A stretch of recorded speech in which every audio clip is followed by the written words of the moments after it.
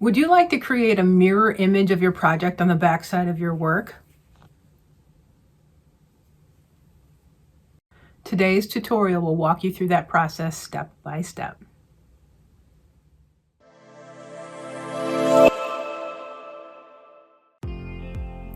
Hello and welcome back. If you're new to my channel, I'm Heather Noble, and I design mosaic overlay crochet patterns. I've had several requests for a tutorial on the reverse stitch after a recent video highlighting this gingham heart placemat.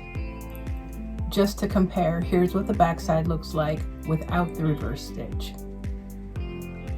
Today, I will show you my version of the reverse stitch using an extended double crochet stitch on the backside. There are several ways to create a mirror image of your project, but I've found that this technique keeps the original size of the design and doesn't distort the image. There's a free pattern to download for this project. It's the gingham heart placemat pattern that I released in a recent video.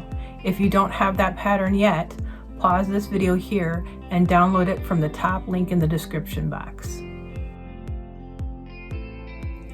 You will need 2 contrasting colors of yarn for this project. I used Lion brand Heartland yarn.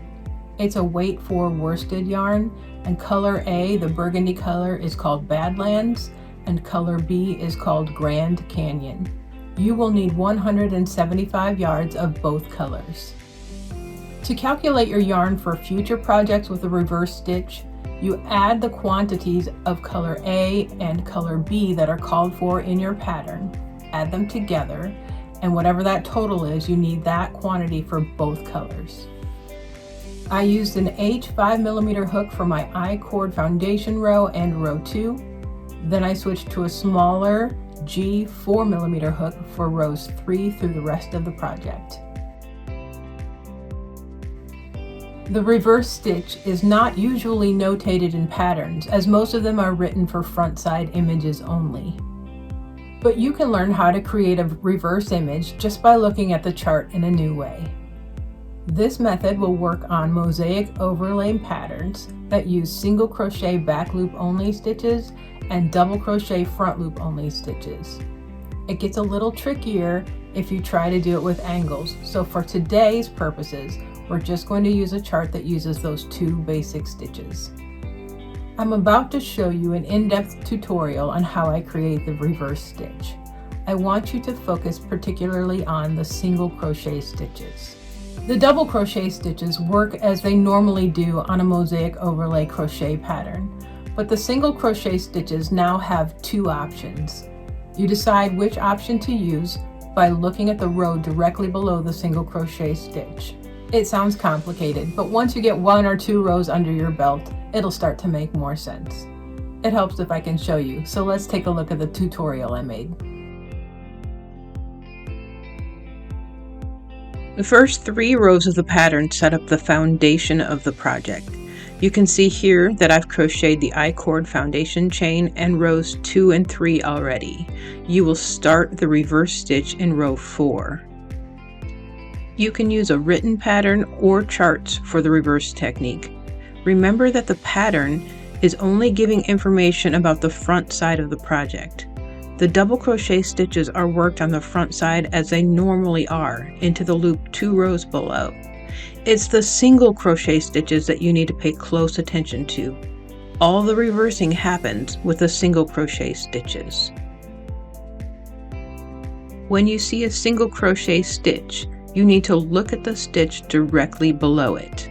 If the stitch below is a double crochet, you need to work an extended double crochet on the back side. If the stitch below is a single crochet, you work a regular single crochet back loop only that you would typically work in mosaic crochet. In row 4, we will work 9 extended double crochet reverse stitches, followed by 9 single crochet back loop only stitches. The blocks of 9 will alternate through the rest of the row. I place a stitch marker on the front side of my project to make sure I don't confuse the front and the back sides as I work. I am ready to start 9 extended double crochet stitches on the back side because there are 9 double crochet stitches directly below the first 9 single crochet stitches of the pattern. I still need a single crochet in the back loop for my front side, so the first step is to insert my hook into the back loop, yarn over, and pull up a loop. I did not anchor my front double crochets, so you can easily see the 9 stitches to work into for your extended double crochets on the back. Your hook already has 2 loops on it from starting the front single crochet, so there is no need to yarn over to start your back extended double crochet. Insert your hook into the back loop of the stitch 2 rows below, yarn over and pull up a loop. Yarn over and pull through 1 loop. Yarn over and pull through 2, yarn over and pull through 2.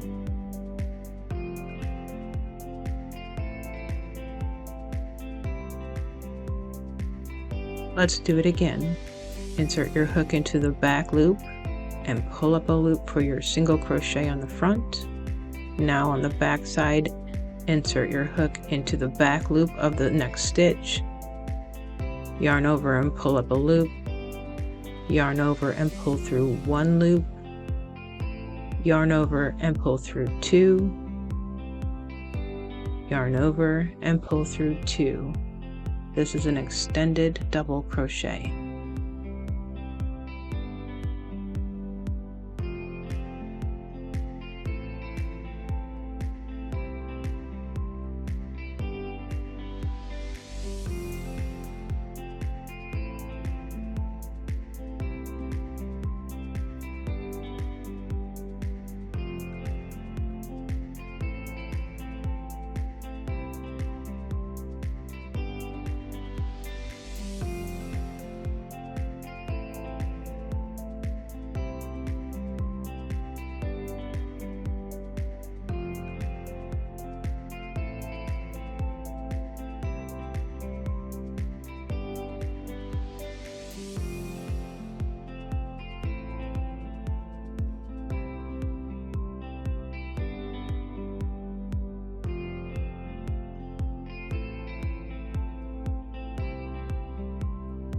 Okay, I've completed the first 9 stitches, and now I have single crochet stitches above single crochet stitches.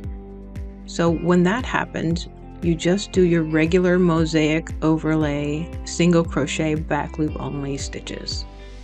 So I'll do 9 of those next.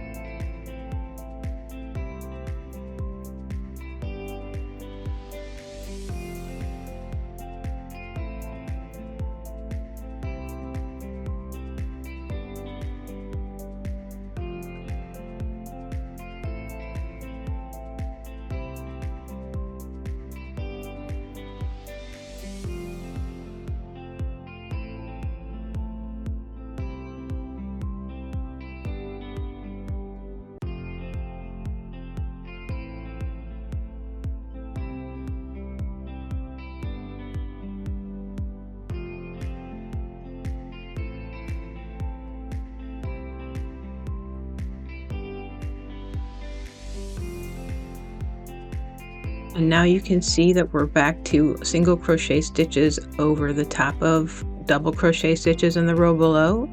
So we go back to starting a single crochet in the back loop for the front side, and then work your extended double crochet on the back side.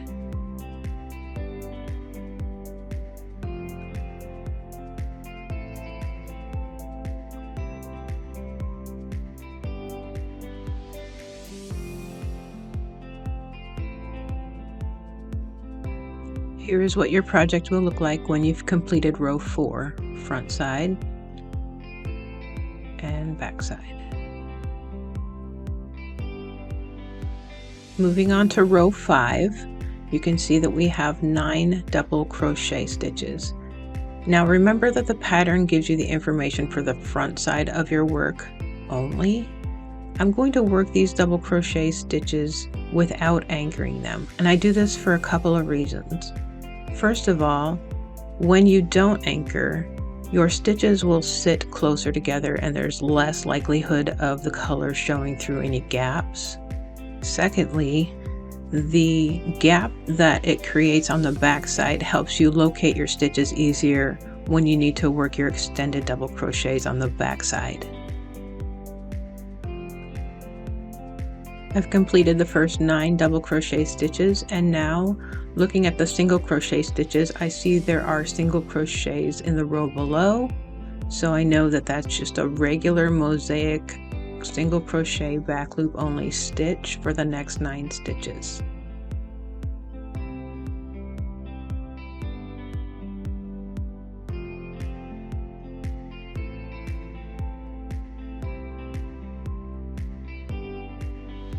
This row does not have any reverse stitches because there are no single crochet stitches over the top of a double crochet stitch the row below. This is what your completed row 5 looks like, front side and back. Keep working through this first section and I will be back to meet you at row 11. Here's what your project will look like at the end of row 10 on the front side and the back side. In row 11, the concepts are the same. We're just shifting to another section of the gingham design. So this entire row, you can see that it's single crochet stitches above another full row of single crochet stitches. So you're just going to work your regular single crochet back loop only stitches all the way across. At this point, you should be able to complete the rest of the pattern. Pay real close attention to the single crochet stitches and what stitches directly beneath it, and you should have no trouble at all. Here's what your project will look like after completing row 45 of the pattern. Here's the back side.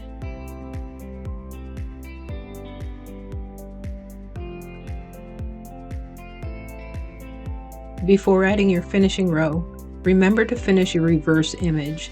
This won't be noted on the pattern, so don't forget it.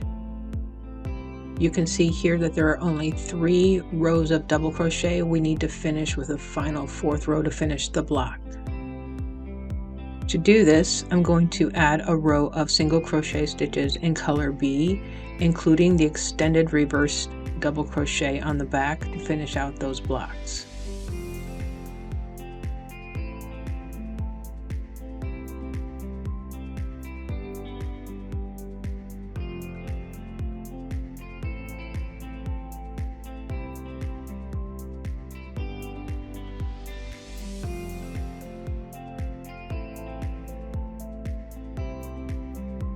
Now that my reverse image is completed, I can move on to the finishing row. You can see on the pattern that the finishing row calls for single crochet stitches under both loops of each stitch across.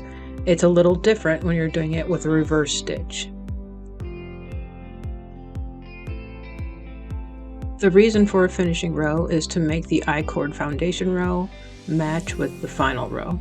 So you can see I have the burgundy all the way across the bottom, and now I want to make that match across the top. I'm going to pick up the front loop of color A in row 45 and work under both loops of color B in the final row of the back and single crochet around all of it. So that's front loop of the burgundy, both loops of the beige, single crochet.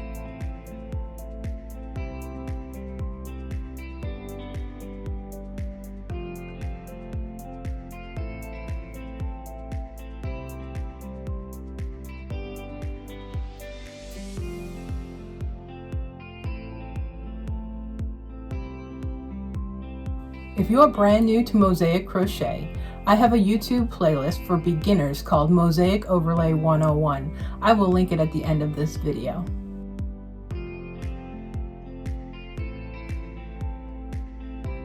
I also have a stitch key playlist that I will link as well. Don't forget to like and subscribe to my channel if you found this video helpful. If you missed the first video about the gingham heart placemat, you can find it here. I go into more detail about the pattern and give some tips that I think you might appreciate. Thanks so much for watching, and I'll see you next time.